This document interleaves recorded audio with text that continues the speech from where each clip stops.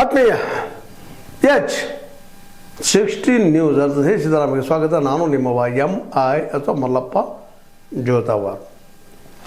ನಮ್ಮ HDK ಕುಮಾರಸ್ವಾಮಿಗಳು ಮರಳಿ ರಾಜ್ಯ ರಾಜಕಾರಣಕ್ಕೆ ಬರ್ತೀನಿ ಎನ್ನುವಂಥ ಮಾತನ್ನು ಆಡಿದ ತಕ್ಷಣ ಜೊತೆಗೆ BJPಯ ಹೈಕಮಾಂಡ್ ಬಲನೂ ಅಲ್ಲಿದೆ.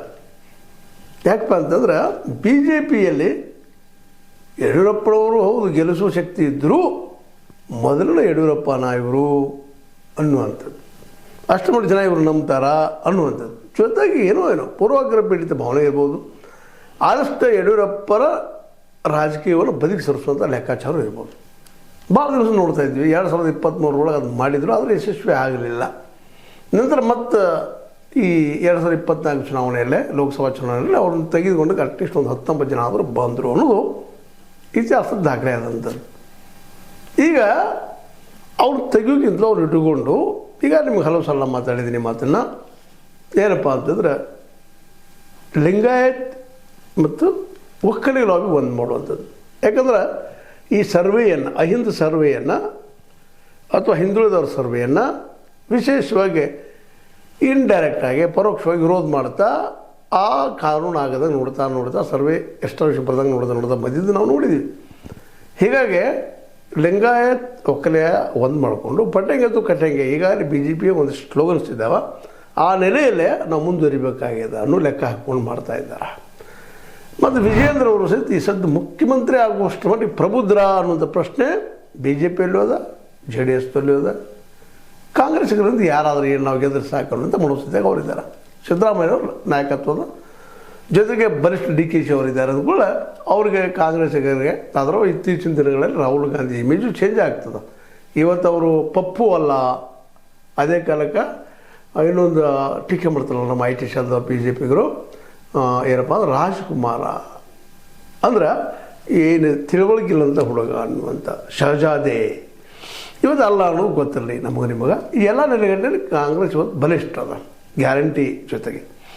ಆದರೆ ಅವರು ಇಬ್ಬರು ಎದುರ ಅಂದ್ರೆ DKಶಿ ಮತ್ತು ಸಿದ್ದರಾಮಯ್ಯ ಎದುರ ನಿಲ್ಲುವಂಥ ವ್ಯಕ್ತಿತ್ವ ವಿಜಯೇಂದ್ರವ್ರದ್ದು ಅಲ್ಲ ಅನ್ನೋದು ಹೈಕಮಾಂಡದಲ್ಲಿ ಆಗಿದೆ. ಹಾಗೆ ತಿಳ್ಕೊಂಡು ಯಡಿಯೂರಪ್ಪನ ಬಿಡು ಮನಸ್ಸಿಲ್ಲ. ವಿಜಯೇಂದ್ರವ್ರಿಗೆ ಇನ್ನೊಷ್ಟು ಅನುಭವ ಬರಲಿ ಅಂದರೆ ಏನೋ ಸಪೋಸ್ BJP ಬಂದ್ರೆ ಆಡಳಿತಕ್ಕೆ ವಿಜಯೇಂದ್ರವ್ರನ್ನ ಉಪಮುಖ್ಯಮಂತ್ರಿ ಮಾಡುವಂಥದ್ದು. ಜೊತೆಗೆ ಏನಪ್ಪ ಅಂದ್ರೆ ಯಡಿಯೂರಪ್ಪನ ಪರಮ ವೈರಿ ಅಂತ ಇವತ್ತು ರಾಜಕೀಯಗೊಳಿಸ್ಕೊಂತ ಯತ್ನಾಳ್ ಸಹಿತ ಪ್ಲೀಸ್ ಮಾಡಿ ಒಳಗೆ ತಗೊಳ್ಳುವಂಥದ್ದು, ಜೊತೆಗೆ ಇವ್ರು ಒಪ್ಪಿಸುವಂಥ ಪ್ಲ್ಯಾನ್ಸ್ ನಡೆದಿದ್ದಾವೆ ಅಲ್ಲೇ. ಜೊತೆಗೆ ಇದೆಲ್ಲದರ ನಡಕ ಈಗಿನ ಮಟ್ಟಿಗೆ ಪ್ರಬುದ್ಧರು ಹಿರಿಯರು ಕಾಂಪಿಟೇಷನ್ ಮಾಡುವಂಥವ್ರು ಯಾರಪ್ಪ ಅಂದರೆ JDSನ ನಮ್ಮ HD ಕುಮಾರಸ್ವಾಮಿಗಳು. ಜೊತೆಗೆ ಇಲ್ಲೇ ದೇವೇಗೌಡರು ಇನ್ನೂ ಸದೃಢಿದ್ದಾರೆ ಮತ್ತು ಎಲೆಕ್ಷನ್ ಮಾಡುವಂಥ ಗಟ್ಟಿಮುಟ್ಟಿ ಮನಸ್ಥಿತಿಯವರಿದ್ದಾರೆ. ದೇವೇಗೌಡರು ನಿಂತರಪ್ಪ ಅಂದರೆ ಮೈಸೂರು ಭಾಗದಲ್ಲೇ ವಿಶೇಷವಾಗಿ ಹೆಚ್ಚಿನ ಸಂಖ್ಯೆಯಲ್ಲಿ 40-50 ಸೀಟ್ಗಳು ಬರ್ಬೋದು JDSದು. ಆಗ ಅವ್ರು ಮುಖ್ಯಮಂತ್ರಿ ಮಾಡಿದ್ರಾಯಿತು, ಉಪಮುಖ್ಯಮಂತ್ರಿಯಾಗಿ ವಿಜಯೇಂದ್ರ ಅವ್ರನ್ನ ಮಾಡಿದ್ರಾಯಿತು ಅನ್ನುವಂಥ ಲೆಕ್ಕ ಅದ. ಅದೇ ಕಾಲಕ್ಕೆ ಯತ್ನಾಳರು ಆನೊಂದು ಕೈ ನೋಡ್ತಾರೆ ಅನ್ನೋಂಥದ್ದು ಬೇಡ. ಪರಿಸ್ಥಿತಿ ಬದಲಾದಾಗ ಯತ್ನಾಳರು ಉಪಮುಖ್ಯಮಂತ್ರಿ ಮಾಡಿ HD ಕುಮಾರಸ್ವಾಮಿಗಳನ್ನು ಮುಖ್ಯಮಂತ್ರಿ ಮಾಡುವ ಸಾಧ್ಯತೆಗಳಿದ್ದಾವೆ. ಮತ್ತು ನಾವು ಮುಖ್ಯಮಂತ್ರಿ ಆಗಲಿಕ್ಕೆ ಬರ್ತಾಯಿದ್ದೀನಿ ಅಂತೇಳಿ ದೊಡ್ಡ ಸಮಾವೇಶವನ್ನು ಈ ಬರುವ ಶನಿವಾರದಿಂದ ನಮ್ಮ ಜನತಾದಳ JDS ಹಾಸನದಲ್ಲಿ ಮಾಡ್ತಾಯಿದ್ದಾರೆ. ಈಗಾಗಲೇ ಹಳೆ ಮೈಸೂರಲ್ಲಿ ಬಂದು ಹಿಡಿತಿಲ್ಲ. DK ಶಿವಕುಮಾರ್ ಅವರು ತಮ್ಮದೇ ಅಂತ ಕೆಲವೊಂದಿಷ್ಟು ಜನರನ್ನು ಒಕ್ಕಲಿಗರು ತಮಗೆ ತೆಗೆದುಕೊಂಡಿದ್ದಾರೆ. ಒಂದು 25-30% ಅಂತಾರೆ, ಯಾರು 50% ಅಂತಾರೆ. ಅವ್ರು ಕಾಂಗ್ರೆಸ್ನಲ್ಲಿರೋದ್ರಿಂದಾಗೆ ಇವತ್ತು ಹಾಸನದಲ್ಲಿ 2 ದೊಡ್ಡ ಸಭೆಗಳನ್ನು ಮಾಡಿ ಕಾಂಗ್ರೆಸ್ ಅದು ಸಿದ್ದರಾಮೋತ್ಸವ ಮಾಡಿ ಸಿದ್ದರಾಮಯ್ಯ ಪ್ರಶ್ನಾತೀತ ನಾಯಕ ಅಂತ ಕಾಂಗ್ರೆಸ್ನಲ್ಲಿ ಮಾಡಿಬಿಟ್ಟಿದ್ದಾರೆ. ಅವ್ರು ನಿಲ್ಲಿಸೋ ಸಲುವಾಗಿ DKಶಿ ಅವರು ಸಾಕಷ್ಟು ಪಾಪ ಬೆವರಿಳಿಸ್ತಾ ಇದ್ದಾರೆ. ನಾನು ಆಗಬೇಕು CM ಅಂತೇಳಿ. ಆದರೆ ಇಲ್ಲಿವರೆಗೆ ಯಶಸ್ವಿಯಾಗಿಲ್ಲ. ನೋಡೋಣ ಮುಂದಿನ ಆಗ್ತಾರೆ, ಅದು ಅವ್ರಿಗೆ ಬಿಟ್ಟಂಥ ವಿಷಯ. ಆದರೆ ಇಲ್ಲೇ BJP ಮತ್ತು HDK ಅಂದರೆ ನಮ್ಮ JDS ಒಟ್ಟಾಗಿ HDK ಅವ್ರನ್ನ ಮುಖ್ಯಮಂತ್ರಿ ಮಾಡ್ತಾರೆ ಅನ್ನುವಂಥ ಒಂದು ಏನಪ್ಪ ಅಂದ್ರೆ ಢಾವ್ ಹಾಕಿ ಅಲ್ಲಿ ದೊಡ್ಡ ಉತ್ಸವ ಮಾಡಿ ಒಂದು 2 ಲಕ್ಷ ಕೊಡಿಸ್ಬೇಕು ನಾವು ಮುಂದಿನ ಹಾಸನದಲ್ಲೇ ಪ್ರತಿಯೊಂದು ತಾಲೂಕಿಗೆ ಪ್ರತಿ ಹಳ್ಳಿಗೆ ಮುಟ್ಟಿಸಿ ಮಾಡ್ಬೇಕಂತ ದೊಡ್ಡ ಬೃಹತ್ ಸಮಾವೇಶ ಮಾಡಲಿಕ್ಕೆ ಹೊರಟಿದ್ದಾರೆ. ನಾವು ಸಿದ್ದರಾಮಯ್ಯಗೆ ನಾನಾ ಪ್ರತಿಸ್ಪರ್ಧೆ, ಅವ್ರನ್ನ ಸೋಲಿಸಬಲ್ಲಿ ಅನ್ನುವಂಥ ಮೆಸೇಜ್ ಕೊಡಿಸುವಂಥ ಪ್ರಯತ್ನವನ್ನು ಮಾಡ್ತಾಯಿದ್ದಾರೆ. ಅದಕ್ಕೆ BJPಗರು ಸಹಿತ ನೀವೆಲ್ಲ ಅಲ್ಲಿ ಸಹಕಾರ ಮಾಡಬೇಕು, ಅವ್ರ ಜೊತೆಗೆ ಇರಬೇಕು ಅನ್ನೋಂಥ ಆದೇಶ ಸಂದೇಶ ಬಂದಿರಬಹುದೇನೋ. ಯಾಕೆಂತಂದ್ರೆ ಯಡಿಯೂರಪ್ಪನವ್ರಿಗೆ ಬಿಸಿ ತುಪ್ಪಿದ್ದಂಗೆ ಆಗ್ಯದ ಬಿ ಜೆ ಪಿ. ಹೋಗ್ಲಿಕ್ಕೆ ಆಗೋದಿಲ್ಲ, ನುಗ್ಲಿಕ್ಕೆ ಆಗೋದಿಲ್ಲ. ಸ್ವತಂತ್ರ ಆಗಿದ್ರೆ ಮಾತು ಬೇರೆ ಇತ್ತು. ಮಗನ ಸಿ ಎಮ್ ಮಾಡೋದಪ್ಪ ಅಂದ್ರೆ ಸುಲಭ ಮಾತಾಗಿ ಇವತ್ತು ಉಳಿದಿಲ್ಲ. ಯಾಕಂದ್ರೆ ಬಿ ಜೆ ಪಿಯಲ್ಲೇ ಸಾಕಷ್ಟು ವೈರಿಗಳಿದ್ದಾರೆ. ಮತ್ತು ಇನ್ನು ಯತ್ನಾಳ್ ಬಂದ್ರಂತ ಇನ್ನೂ ಅವರು ಚಂದ್ರಕೊಳ್ತಾರೆ, ಎದ್ದು ನಿಲ್ತಾರೆ ಅನ್ನುವಂಥದ್ದು ಭಯನೂ ಅವರಿಗೆಲ್ಲ.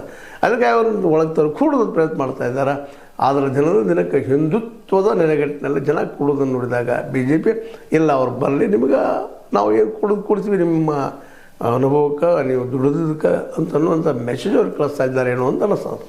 ಒಟ್ಟಾರೆಯಾಗಿ ಇದನ್ನೆಲ್ಲ ಸದುಪಯೋಗ ಮಾಡಿಕೊಂಡು ಈ ಸಲ ಇನ್ನೊಮ್ಮೆ ನಾವು ಸೇಮ್ ಆಗಬೇಕು, ಯಾಕೆ ಆಗಬಾರ್ದು ಅನ್ನುವಂಥ ನೆಲೆಗಟ್ಟಿನಲ್ಲಿ ನಮ್ಮ ಎಚ್ ಡಿ ಕುಮಾರಸ್ವಾಮಿಗಳು ಮಣ್ಣಿನ ಮಕ್ಕಳು ನಮ್ಮ ದೇವೇಗೌಡರೊಳಗೆ ಅವ್ರ ಪ್ರಯತ್ನ ಮಾಡುವ ಸಾಧ್ಯತೆಗಳೆಲ್ಲ ಇದ್ದಾವೆ.